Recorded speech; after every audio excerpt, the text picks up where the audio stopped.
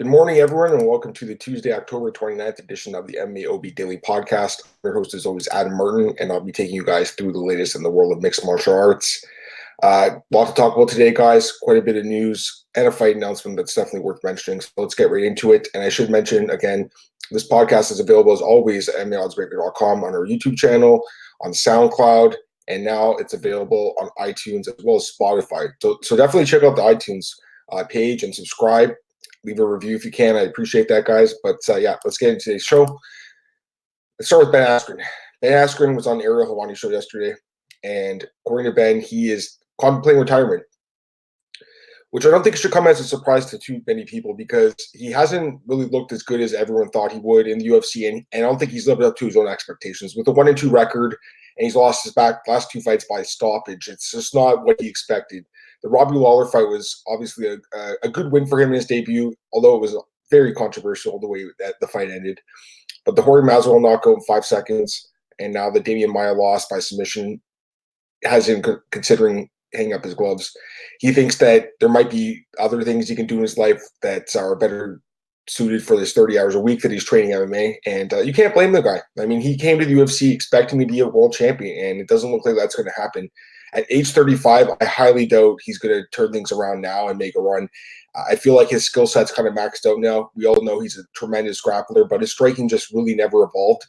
It was good enough at one and in Bellator, but in the UFC where guys have wrestling to match Ben Askren's and grappling to match his grappling, and then striking ability that's even better than his, or Demian Maia's case, superior grappling ability or submission ability, he's going to be in a tough situation. So, you know, I expected more from Ben Askren. I picked him in all 3 of his fights. He only won 1 of them. I was expecting a lot from this guy. I've always liked Ben Askren. I still like him. I still think he's a good fighter. I still think he can win fights.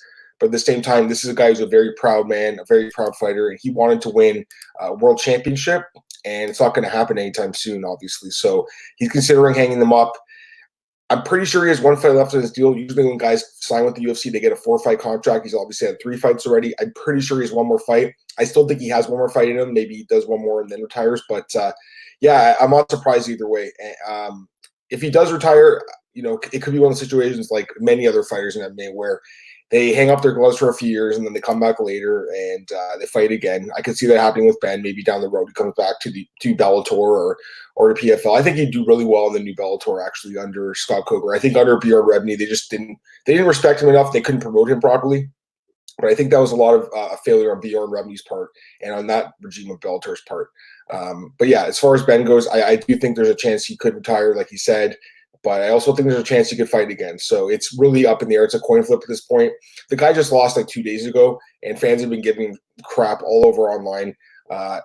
You know, in many cases, deservedly so. I mean, this is one of the biggest trash talkers in the sport, right? So I don't think he's surprised that he's getting fans, you know, going after him right now. I think it comes with the territory. But, you know, 2 days later, I think he needs some time to just kind of think about his future. And I would not be surprised either way if he fights again or if he retires. All right. A couple other things here that are definitely worth talking about. Leon Edwards, he says the UFC has offered him a fight against Tyron Woodley. So this is interesting. Apparently, Leon Edwards says the UFC wants him to fight Woodley as the co-main event at UFC 246, the McGregor card, which is interesting. We haven't heard from Woodley yet about this. The fight makes a lot of sense. Obviously, both guys are top contenders at 170, so it makes a lot of sense if this does happen. I think Edwards and Woodley are 2 of the top 5 guys in that division, but they're both of them a fight. Edwards probably needs 1 more win before he gets a title shot. I think at this point, Diaz and Masvidal, the winner of that, probably gets the next title shot. So he probably needs to get 1 more win. If he beats Woodley, it'd be hard for the UFC to deny him a shot at the belts. And same with Woodley. If he beats Edwards, it'd be hard for them to deny him another shot at the belts. He obviously wants a rematch with Usman, but he needs to get a win before he has that rematch because he got dominated the last time he fought Usman. So Edwards and Woodley as the co-main event of that Conor McGregor card in January makes a lot of sense. And speaking about that card, Cerrone spoke to TMZ and he says that his team and Conor McGregor's team are both in talks right now to sign a contract to fight. He says it's not finalized yet, but he expects it to be done. He's pretty sure it's going to happen. He believes that McGregor is serious about returning, as I think at this point it's very well known that he's going to return on that card. I think, given the UFC his word that he will be fighting on that card, main eventing it. They created an event in Las Vegas just for Conor, so It'd be pretty messed up, right, if at this point he pulled out of that fight. But yeah, I think McGregor's going to fight Cerrone. I like the Gaethje fight a lot too, but I just think Cerrone makes a lot more sense for Conor. He's, even though Gaethje's a great fighter and a big name for hardcore fans, I still feel like for casual fans, they know Donald Cowboy Cerrone a little bit more. And also, I think at this point, Cerrone is a little bit less risky. I don't want to say he's an easy fight because he's not. He's super well-rounded, great striking, great ground game. Underrated wrestling too, underrated submissions for Cerrone, and he's got a good chin too. But the problem with him is he's obviously getting up there in age, and he's also lost 2 straight fights by TKO, the Ferguson fight and now the Gaethje fight. So if I'm Conor, Gaethje's a very risky fight coming off 3 straight knockout wins. Wouldn't you rather fight a guy like Cerrone coming off 2 straight knockout losses, who also has a big name? It just makes a little bit more sense. So I do think the UFC will get this fight done very shortly. They have 3 months until that card. So I expect the next, honestly, week or two for this fight to be officially announced. It just makes a lot of sense. McGregor versus Cerrone. Nothing official yet, but I absolutely expect this fight to be booked. Douglas Lima was interviewed by TMZ as well, and he believes that he can beat Kamaru Usman. And a lot of people are laughing about this, but I think he's got a chance. I mean, why not? Kamaru Usman's a great fighter. Amazing wrestling. His cardio is through the roof. Don't get me wrong. He is tremendous. And when I saw him in person in Brazil, we were on the same flight together, flying back home. This guy is so big. Like, I'm 6'3". I feel like he was taller than me. I know he's not. If you look at the stats, he's not. But he looked really tall. And he's just in great shape. So I think he's a great fighter, obviously, because he's a champion in the UFC. We all know that. But I just feel like Lima actually has a chance because Lima's so well-rounded. I don't think people that are not Bellator, they don't watch Bellator, they don't know how good he is. If you're just looking at the results of fights and saying, oh, he beat Rory by decision, Rory's shot, whatever. If you're actually watching these fights and paying attention to Douglas Lima, like I have been for like the last almost 10 years, from MFC to Bellator now, I mean, who knows what's going to happen in the future with him. Maybe he could end up in the UFC one day. I'm not sure. Probably not, but we'll see. I do think that Lima matches up well with Usman. He's got great wrestling. His striking's better than Usman's. His cardio is amazing. Great chin. He's only been submitted once. He's incredible. And I actually do think he has a much better chance against Usman than people think. I think right now, Lima 100% is one of the top 5 welterweights in the world. He could be top 3. It's hard for me to go and say he's going to beat Usman right now, considering he is fighting lesser guys in Bellator. I mean, there's no doubt about it. Usman's fighting better guys in the UFC. I think that's 100% fair to say. But at the same time, this is not the same Lima that lost to Ben Askren back in 2012 in Ontario. It's not the same guy. It's not the same guy that lost to Andre Koreshkov a few years ago. It's not even the same guy that lost to McDonald's last year. This is a different Douglas Lima. He looks absolutely incredible. He looks unbeatable right now. And I think that if he does fight Usman, it'd be a very, very competitive fight. I'd love to see that matchup. Obviously, it won't be happening anytime soon because they're in different promotions, but don't laugh him off. I think Lima's onto something here. I think he actually does have a good chance to beat Usman. And, he says he'll knock him out. Not sure about that. Usman is very, very difficult to even hit, let alone knock out. But I think that'd be a very fun fight. It's a shame we don't see super fights between the UFC and Bellator because this is one of those fights I'd love to personally watch. Diego Sanchez has responded to Demian Maia's call-out. Demian Maia obviously did call out Diego Sanchez after his win at UFC Singapore over Ben Askren, and Maia wants to fight Sanchez in one of the last 2 fights in his deal, and Sanchez has accepted the fight. He told Dana White on Instagram, I want to fight Demian Maia. I accept the challenge. I want to fight him on January 18th on the Conor McGregor card. Makes sense. I mean, why not? Maia didn't take too much damage in the fight with Askren. Obviously, it was a tough fight for both guys, a lot of grappling, but he didn't take too much damage. And Sanchez, he's coming off a loss to Michael Chiesa, but still a very, very good fighter. And he's never been submitted. That's the crazy thing that I like about this matchup. He's never been submitted, Diego Sanchez, and Demian Maia is the best guy in the world of submissions at 170, arguably. So it's a really fun fight. And 2 guys that have so many fights in their career in the UFC. I love this matchup. I want to see it happen personally. I wasn't expecting Maia to call out Sanchez, but I think it makes a lot of sense. Maia at this point, he's not really an elite guy. He's not really a top contender. And I think at this point, he should be able to call a shot. And if he wants to fight a guy like Sanchez, why not? It's a legends fight in many ways. 2 guys that arguably are Hall of Famers in the UFC one day. So I'd like to see this matchup. January 18th makes a lot of sense. Both guys definitely winding down their careers right now. Both guys don't have too many fights left. And they both want to fight each other. Why not? Give the guys what they want, Dana. Let them fight each other. So I'd like to see this matchup personally, and it makes a lot of sense on that card. And honestly, if you're looking at that card already, and if these fights happen, you got McGregor versus Cerrone in the main event, and then you got Edwards Woodley as co-main event, and then you have Sanchez Maia also on the pay-per-view. That's a start for a very good pay-per-view, guys. So I think the UFC is onto something here. These fighters are honestly making it easy on them. They're kind of calling each other out. It makes a lot of sense for these fights that are being proposed. Randy Couture has spoken out after leaving the hospital.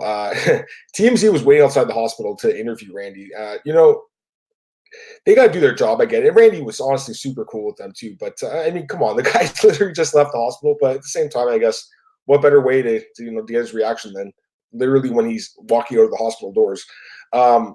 Randy spoke about his heart attack. What he was saying was he has very thick blood, and the TMZ reporter was asking him, "Are you going to make lifestyle changes?" And he says it's not a lifestyle thing. It's just he's born with very thick blood, and I think he said he had a blood clot, and they obviously had to put some stents into his arteries. So I'm just glad Randy's okay. A great guy, one of the legends of MMA, one of the greatest ambassadors in the sport, and he also said it's crazy enough. He's back in the gym. He said this week doctors want him to take a break, but he wants to get back in the gym. And he said he's still going to film a movie like this week. So he's nuts, man. But Randy's just a special human being. 56 years old, young. The guy looks amazing. And I mean, even though he had a heart attack, he walked to the hospital after having a heart attack, and now he walked back home. He's like, well, I could have called an ambulance, but the ambulance would have taken longer, so I just walked. I mean, this guy's so freaking tough. Like, the rest of us would have obviously called an ambulance. This guy walked to the hospital and walked home. He's just a legend, man. Randy's a great guy. And I want to mention that he thanked the MMA community for their support and for everyone reaching out. He said his phone was blowing up. He said he got a call from Chuck Liddell, which I thought was super cool, Chuck, to do that. He said T. Ortiz contacted him as well, which I thought was super cool. Jake Glazer from Bellator and also the NFL, he was with Randy the day he had the heart attack, and he said that was cool for him. And also, obviously, his friends and family and the fans, too. Curiously, though, he did not mention Dana White. He did not mention the UFC, which I thought, obviously, is very telling. He mentioned Bellator and PFL and didn't mention the UFC. I mean, that is... it's possible he could have forgot Dana in the UFC, but they didn't say anything on their social media, Dana or the UFC. And I think that's honestly super petty. It's not, you don't have to go out of your way to say, I hope you feel better and stuff to people when they're sick, but it's just a classy thing to do. And you're taking the high road, but we all know that, Dana likes to take the low road. And I think in this case, obviously he doesn't have to say anything to Randy. He doesn't have to wish him, good health, but it would have taken 1 second for to do it, and it would have given him, Dana, I think, and the UFC just a lot of respect from the fans if they said that. But yeah, according to Randy, Bellator PFL reached out. He didn't say anything about the UFC, which, yikes. All right, fight announcements. Nothing in the UFC, but there's a great fight in Bellator taking place at Bellator Japan. It was actually announced on the weekend. I wasn't able to get to it, but Michael Chandler will be fighting Benson Henderson in a rematch. I really like this rematch. Why not? Great fight. This is on the Bellator Rising card in Japan on December 29th at Saitama Super Arena. For some reason, this fight's a catchweight. I don't get it. Why? This is strange. I really don't understand why this is a catchweight fight. To me, it doesn't make any sense. Yeah, it should be a lightweight fight. I mean, both guys coming off of some, solid performances, I guess. Henderson, anyways, Chandler not, coming off a TKO loss to Patricio Pitbull. But Benson Henderson coming off 4 straight wins, beat Miles Jordan his last fight. He's a top contender right now. I don't understand why it's a catchweight fight. Bellator seems to like doing those. I personally don't agree with them. I like seeing fights at their natural weight classes. The fight's 2 months out. To me, there's no real reason to be at 160. But either way, as far as a fight goes, it's a good fight. These two have fought before. Obviously, they fought back in 2016 for the Bellator Lightweight Championship, and Chandler won a split decision in a great fight, and now they're rematching. I don't know. I mean, this is tough. Like, Chandler has obviously not looked as good lately as he has in the past, but still a dangerous guy. Benson Henderson on a nice little roll here. Very close fight. 3-round fight it makes it a little tougher. I guess I lean towards Benson a little bit in the rematch just because I think he's getting a little more momentum right now, and he's a little fresher, but Michael Chandler obviously has a chance to win this fight. Super close fight, go either way. But yeah, I don't agree with it being catchweight. That's for sure. I think it should be a lightweight fight. All right, guys, that's it for today's show. I appreciate you guys tuning in as always. You guys can check me out on Twitter at MMAOB. This podcast is available as always, MMAOddsbreaker.com, or our YouTube channel. Like, share, subscribe. Also, Spotify and iTunes and SoundCloud and Anchor. So a lot of places to listen to or watch the podcast. And check me out at bjpenn.com and MMARigs.net. And that's it for today. I'll be back in 45 minutes with Cole Shelton breaking down UFC 244. I forgot to mention that. But yeah, we'll be breaking down UFC 244 and we'll be breaking down PFL 2019 Week 9. So go back and go and check me out in 45 minutes with Cole. That's it for today's show, guys. I'll be back in 45 breaking down UFC 244. Have a good one. Bye.